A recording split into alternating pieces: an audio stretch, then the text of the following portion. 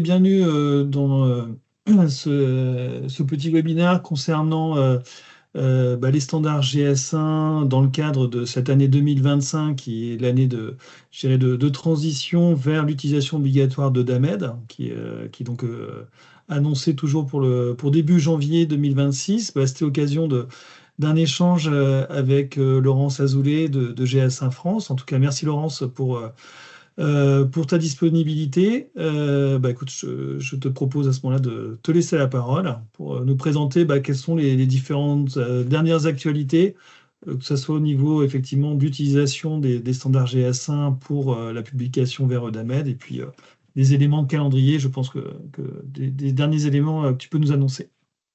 Merci Stéphane et merci à Comas pour l'occasion de pouvoir vous présenter en effet les standards GS1 qui vont être utiles pour la mise en œuvre du système UDI pour vos entreprises. Donc je suis Laurence. Je m'occupe des sujets santé et cosmétiques chez GS1. Je suis le relais entre tous les opérateurs pour pouvoir au mieux utiliser les standards GS1 et au besoin travailler avec vous tous pour développer de nouveaux standards si nécessaire. Et on va d'ailleurs évoquer ce point-là au cours de cette présentation.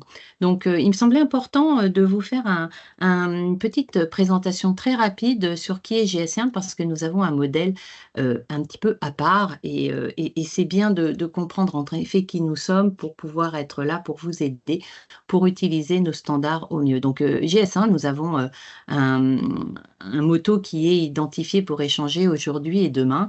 En fait, vous nous connaissez tous en dehors de l'UDI dans votre quotidien car il y a plus de 10 milliards de scans tous les jours avec des codes GS1, donc le GTIN, le Global Trade Item Number, qui figure sur de nombreux produits, tous les produits que vous allez avoir au supermarché, par exemple, eh bien, ce sont des codes de structure GS1.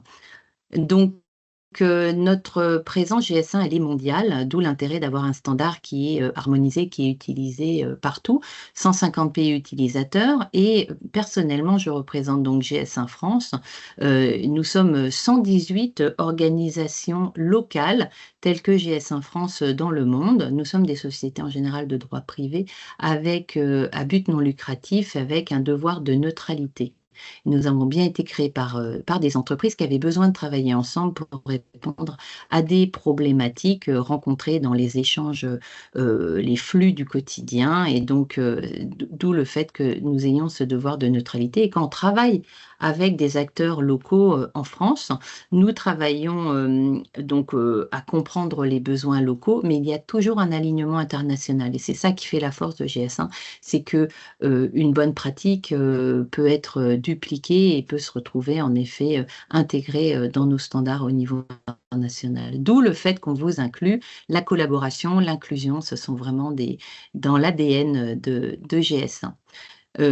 Nos piliers se résument à trois points extrêmement importants et qu'on va retrouver dans tous les domaines d'activité dans le monde du dispositif médical. Donc, le premier, ça va être d'identifier. Donc, il faut absolument avoir un ou plusieurs standards pour identifier au mieux ce qu'il va être nécessaire d'identifier. Donc, dans le cas présent, ça va être les dispositifs. Ces identifiants vont devoir être associés à des supports de données, donc en général des codes barres. Donc, vous avez déjà vu des codes barres EAN13 par exemple sur les produits au quotidien dans votre supermarché, mais on évoque aussi les QR codes. Il va y avoir pas mal de moyens d'embarquer l'information dans un symbole que l'on aura la possibilité de scanner avec une douchette pour récupérer les informations encodées. Et puis, le troisième pilier extrêmement important, ça va être le partage de données, et c'est ce qui nous réunit avec Acomas, notre GS1 partenaire, pour pouvoir partager au mieux des données structurées qui vont pouvoir être utilisées dans vos échanges du quotidien avec vos partenaires commerciaux et être un support pour pouvoir préparer l'enregistrement des informations dans la base de données réglementaire EUDAMED. Donc, on peut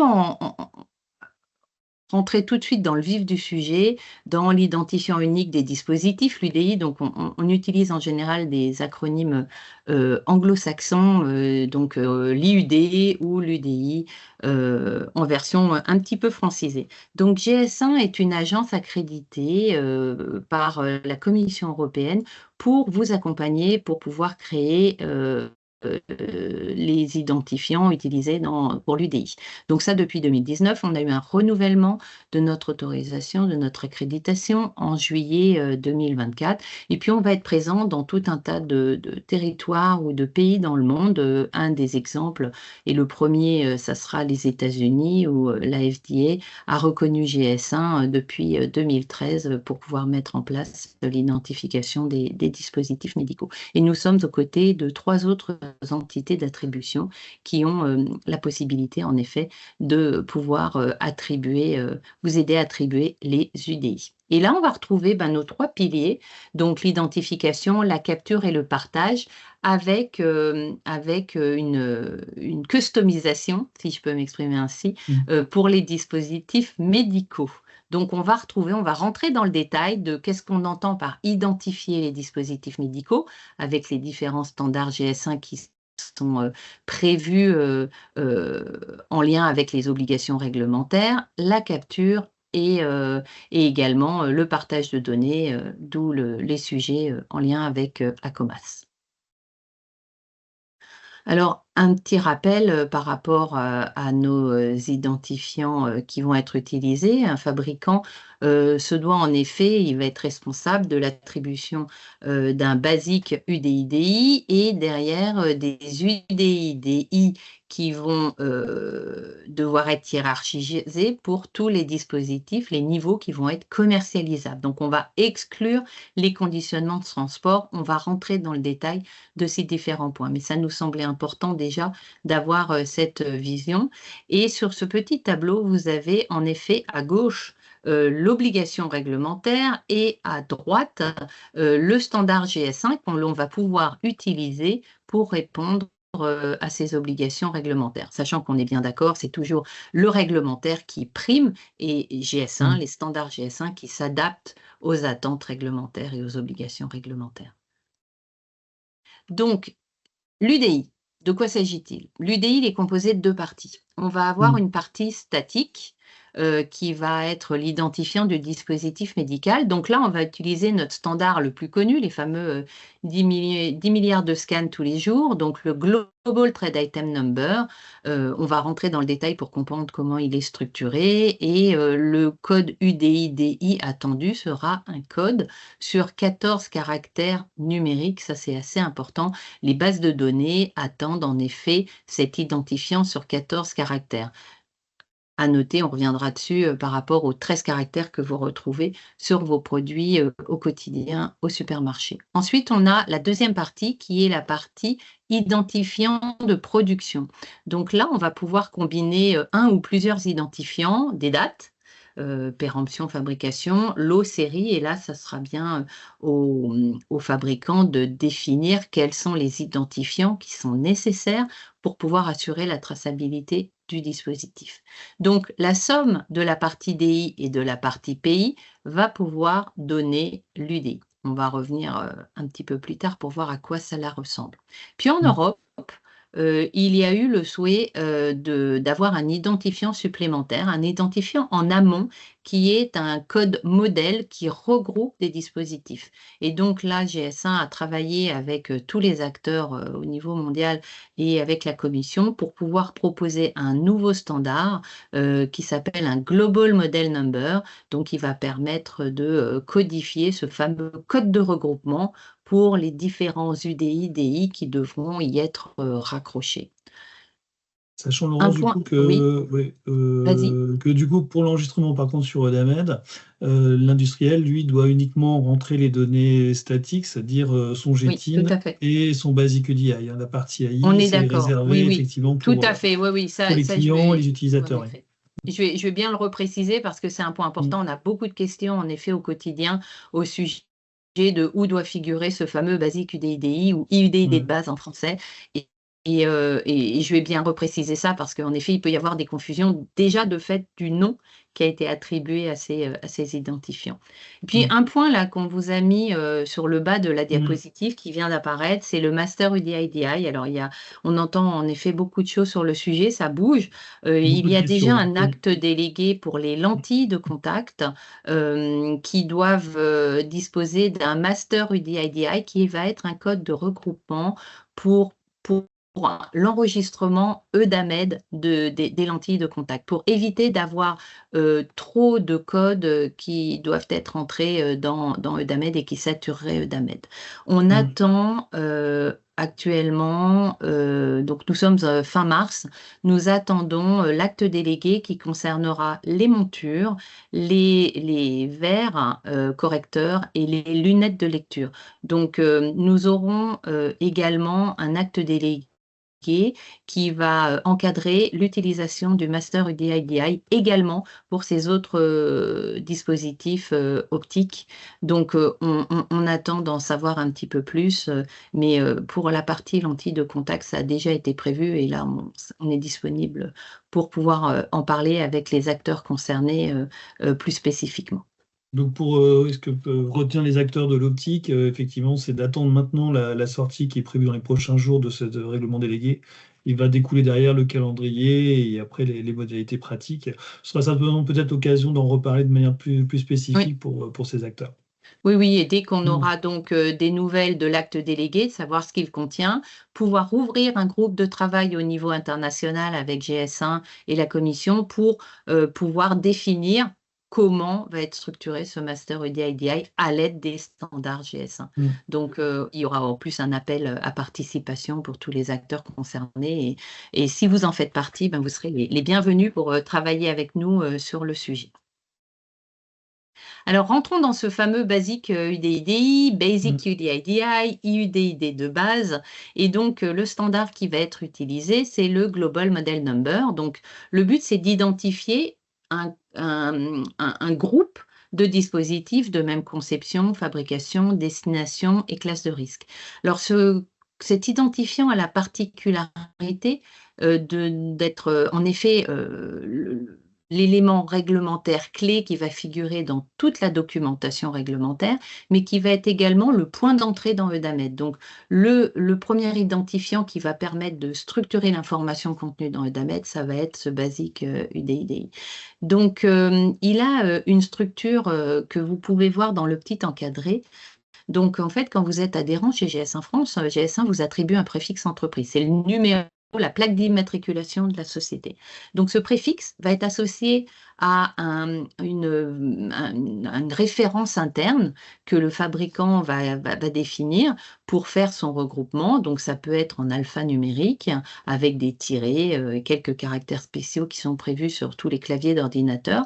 Et on va associer à cela une clé de contrôle à 2 caractères. Et c'est donc la concaténation du préfixe, du modèle et des 2 caractères de la clé de contrôle qui va former le basique UDIDI. Donc c'est un code qui va pouvoir être défini à l'aide d'un calculateur. Donc vous avez un lien hypertexte disponible sur le bas de la slide pour pouvoir aller générer, quand vous êtes adhérent GS1, en effet, à l'aide de votre préfixe entreprise, la valeur que vous souhaitez mettre dans la partie bleu foncé de modèle ou de famille de regroupement, et ça va vous définir les 2 clés de contrôle. Il suffit d'importer ce code et de le noter dans tous vos documents réglementaires pour pouvoir assurer le premier niveau de traçabilité de vos dispositifs.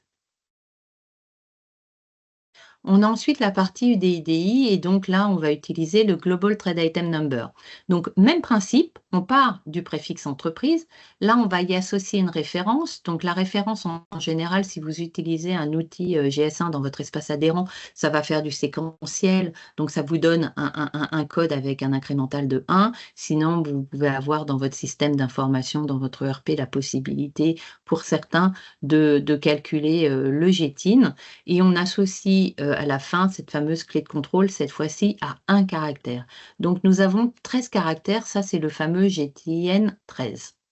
Pour le transformer en UDIDI, on va y ajouter un caractère en préfixe pour obtenir 14 caractères, car comme on l'a dit un petit peu plus tôt, on attend d'avoir un identifiant sur 14 caractères dans Eudamed, mais également dans l'encodage dans des codes barres, les formats qui sont prévus pour l'UDI, les GS528 et GS1 Datamatrix. Je vais vous montrer un petit peu après à quoi cela ressemble.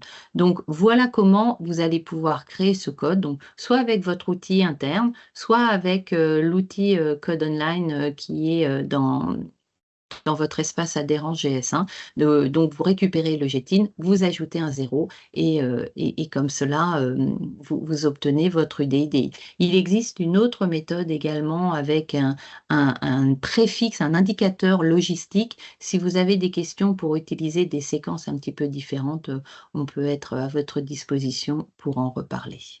Donc, juste pour résumer, Eudamed attend, lui, par contre, un GTIN en format en 14 caractères. Ça, c'est, oui, on l'a bien redit, c'est vraiment très, Mm. très important. Surtout, faites très attention, ce n'est pas un caractère supplémentaire en suffixe, c'est bien en préfixe. Et le 0 a l'avantage, en effet, de ne pas avoir à recalculer la clé de contrôle. Ok, d'accord.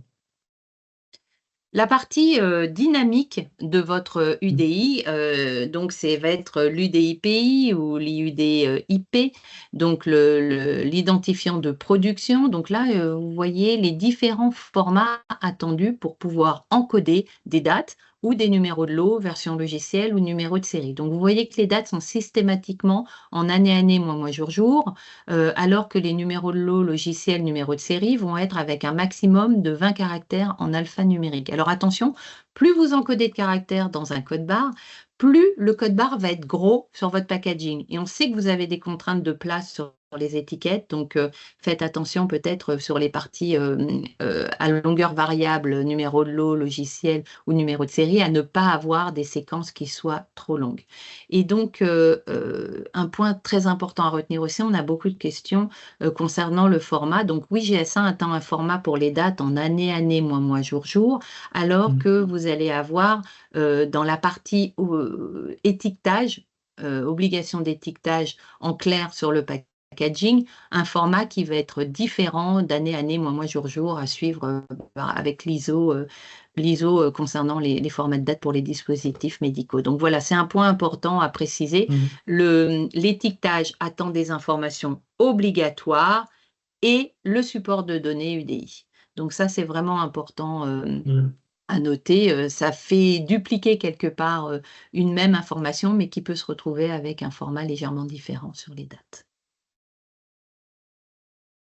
Concernant le marquage, donc on a deux parties dans les marquages. Vous allez avoir les barres ou les petits carrés, donc ça va être la partie en lecture automatique pour le scan, donc on appelle ça l'AIDC, l'Automatic Identification Data Capture, et vous avez systématiquement un marquage en clair, donc le Human Readable Interpretation, les HRI. Donc ça, c'est ce qui permet de définir ce qui a été encodé au cas où il y a un défaut de scan. Il faut toujours avoir la possibilité de retrouver quelle est la séquence qui a été encodée dans le support de données. Donc vous voyez le GS528, donc c'est un code avec beaucoup de barres, il prend pas mal de place. On voit de plus en plus en effet le GS1 Datamatrix prendre le pas sur le GS528 et c'est vraiment une recommandation de GS1 d'aller plutôt vers le GS1 Datamatrix. On nous pose souvent la question concernant la RFID, donc les tags de radiofréquence, ils ne se substituent pas au code barre classique, ils peuvent être éventuellement ajoutés, mais ils ne remplacent pas ces codes. L'autre support de données que l'on peut retrouver, mais exclusivement pour des produits vendus, enfin pour des dispositifs vendus exclusivement en point de vente consommateur, donc ça c'est encadré dans le règlement, et donc on va pouvoir retrouver le N13, ça va être donc la partie uniquement statique du dispositif, on est bien d'accord, il y a toujours les informations en clair qui figureront sur l'étiquette pour la partie production. On est bien sur le code barre pour le passage en caisse, pour les magasins, c'est ça. Ben oui, voilà, quand vous êtes en supermarché, je pense par exemple à des préservatifs ou des pansements. Aujourd'hui, les caisses de supermarché n'ont pas la possibilité de lire un GS528 ou un GS1 Datamatrix. Donc, ça sera ce code-là. On peut aussi avoir plusieurs supports de données qui figurent sur un même packaging pour un dispositif qui serait par exemple vendu chez un distributeur de produits de santé et à l'hôpital. Et dans ces cas-là, on peut retrouver par exemple un GS1 Data Matrix et un EN13. Mais attention, il faut absolument que la partie de code, les 13 derniers caractères, soient bien communs. Il faut que ce soit le même GTIN qui soit encodé. Concernant la partie partage de données, donc GS1 France a travaillé avec tous les acteurs du domaine sur une fiche produit. Donc la fiche produit dispositif médical contient un grand nombre d'attributs que l'on peut retrouver dans les échanges entre un fabricant, un distributeur, un hôpital ou établissement de santé. Et donc l'intérêt de cette fiche est donc de définir quels sont les attributs qui sont importants à échanger, donc avec des dimensions d'obligatoire, d'optionnel ou de lié suivant les informations qui souhaitent être échangées, et également de reprendre quels sont les éléments qui peuvent être attendus pour préparer son modèle de données pour le chargement de DAMED. Donc ça, c'est une fiche qui est absolument ouverte à tous sur le site de GS1 et elle reprend bien toutes les règles, les formats qui sont attendus pour les échanges de données, car elle est développée avec tous les acteurs, y compris les offreurs de solutions, nos partenaires qui s'engagent à suivre le modèle. Sachant que ce modèle a été travaillé aussi avec les centrales d'achat et les le secteur centrales d'achat, oui, hospitalier. bien sûr. Bien sûr, avec les centrales d'achat également, c'est très important car c'est un point d'échange important avec les établissements.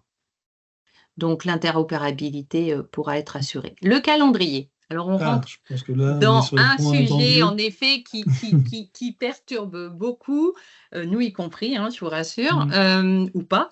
Mais en fait, il est vrai que le calendrier, il est complexe parce qu'il nous semble mouvement. Mais il y a une chose qui est en dur dans les règlements depuis en pleine période Covid, quand les dates ont été revues, c'est qu'à partir du moment où votre dispositif est sous règlement, il y a des obligations d'attribution de code UDI et il y a également des obligations d'apposition du code UDI sur les étiquettes. Et là, ce sont des échéances qui sont différentes en fonction des classes de risque des dispositifs et en fonction du fait que vous soyez sur un dispositif médical classique 2017-745 ou dispositif médico-diagnostique in vitro pour la 746. Donc, à faire très attention sur ce sujet-là. Et là, on a une échéance importante, ça va être le 26 mai 2025. Donc, les dispositifs de classe 1 doivent obligatoirement, à partir de cette date, avoir l'UDI sur l'étiquette des dispositifs. Et on verra qu'il y a un petit délai supplémentaire de 2 ans pour le marquage direct des DM réutilisables. Donc ça, c'est le calendrier pour les dispositifs sous règlement, sachant qu'on a à côté de ça une période de transition pour les dispositifs qui profitent d'une période de grâce entre le fait qu'ils soient sous directive et ils ont un délai supplémentaire en fonction des classes de risque 2027, 28, 29, pour pouvoir passer sous règlement avec l'obligation d'ajouter donc l'UDI. Je ne sais pas si tu veux rajouter quelque chose là-dessus. Non, mais c'est vrai qu'on arrive un petit peu au bout maintenant de la période de transition et que effectivement, tu as bien parlé d'obligation en termes de marquage, mais que je pense que pour les classes 1, il faut rappeler que l'obligation d'avoir déjà une codification en interne chez l'industriel est valable depuis la mise en place depuis du 2021. règlement, donc depuis 2021, oui. Tout à fait. Merci pour cette précision. Alors, là où ça se complique un peu, c'est qu'avec EUDAMED. Donc, EUDAMED, on a eu beaucoup d'informations qui nous ont donné des délais très longs jusqu'à 2029, jusqu'à l'année dernière. Et il y a eu une révision du plan de déploiement de d'EUDAMED. Donc, il était prévu qu'en fait, on attende que tous les modules EUDAMED soient prêts et fonctionnels pour pouvoir obliger pour l'enregistrement des dispositifs. En fait, EUDAMED est revenu sur cette disposition l'année dernière et donc il a décorrélé le fait d'avoir l'ensemble d'EUDAMED qui soit prêt pour pouvoir imposer l'enregistrement des dispositifs. Donc, en substance, il nous a semblé intéressant, en plus de cette diapositive-là, car on voit qu'on a des échéances là sur 2026 qui se précisent. Ça va être en fait de reprendre en effet ce qui a voulu être dit par les actes concernant ce sujet. Donc en fait, on va attendre l'avis de fonctionnalité du module dispositif pour l'UDI dans EDAMED. Et donc, en fonction de cela, il va y avoir une parution au journal officiel. Et ça va être en fonction de cette parution au journal officiel qu'il va y avoir des délais qui vont devoir s'appliquer. Donc, la date cible pour la parution, en effet, de l'annonce pour dire que EDAMED est fonctionnel pour la partie dispositif est au 1er juillet. Je ne sais pas si on a déjà des informations Oui, on a effectivement supplémentaires là-dessus ou pas. Oui, ce qui a été communiqué sur le dernier groupe MDCG, hein, qui pilote le déploiement du MDR au niveau de l'Europe, c'est que effectivement, ils ont terminé la phase d'audit préalable pour vérifier que la plateforme EDAMED est bien opérationnelle. Donc, ça concerne notamment le gros sujet pour les industriels qui est le module UDI, hein, dans lequel ils vont enregistrer leurs dispositifs médicaux. Et aujourd'hui, effectivement, l'audit est finalisé. Et ce qui fait qu'ils ont annoncé effectivement une publication au journal officiel sur les premiers jours du mois de juillet de 2025. Donc à surveiller de près. Sachant que nous, le conseil, c'est qu'effectivement, c'est déjà de partir sur des échéances pour des industriels qui ont des gros catalogues et qui doivent anticiper forcément ces éléments-là. Et puis pour ceux qui souhaitent attendre d'avoir effectivement des éléments plus certains, effectivement, de bien surveiller le journal officiel sur ces premiers mois de juillet. Ouais. Alors après, peut-être quelle incidence en fonction des différents cas de figure, Legacy, MDR, parce qu'il y a pas mal de... Oui, voilà.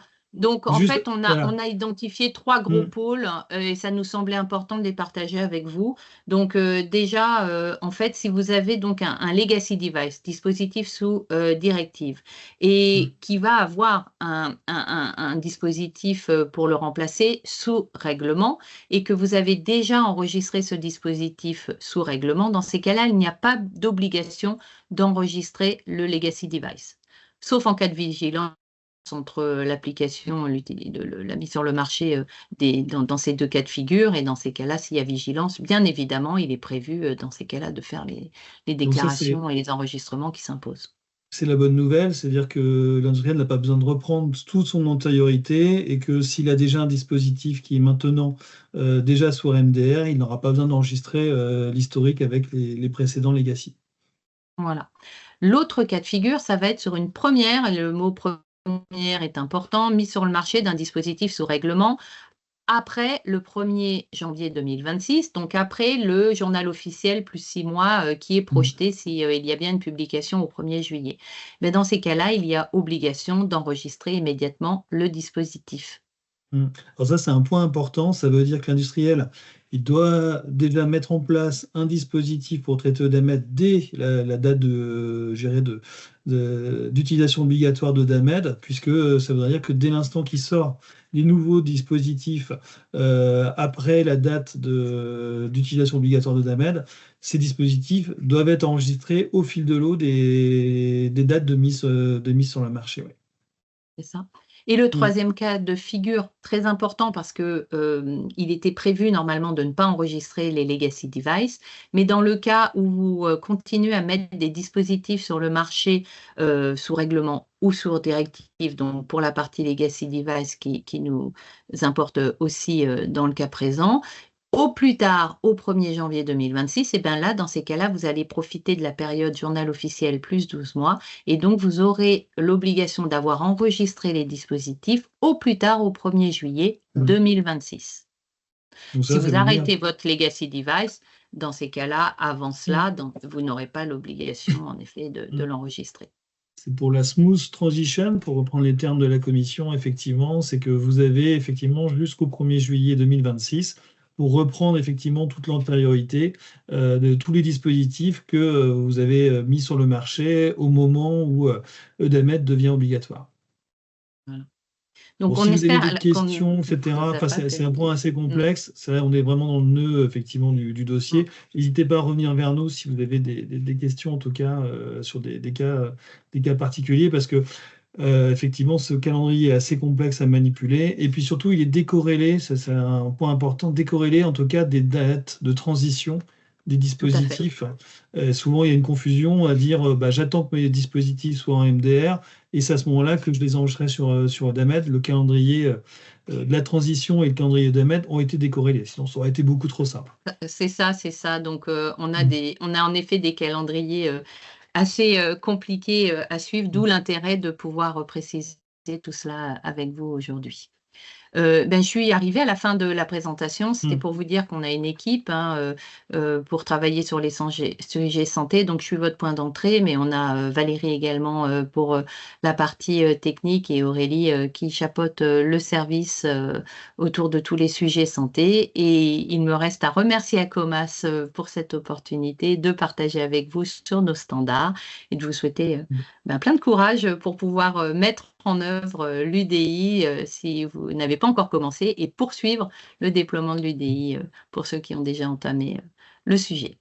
Merci Laurence, en tout cas pour ces informations très précieuses et qui effectivement rentrent dans l'actualité aujourd'hui de tous les fabricants de dispositifs médicaux pour valider en tout cas leur conformité avec EDAMED. Avec Damed. Je te souhaite Parfait. une bonne fin de journée et puis peut-être à très bientôt. Merci, à bientôt.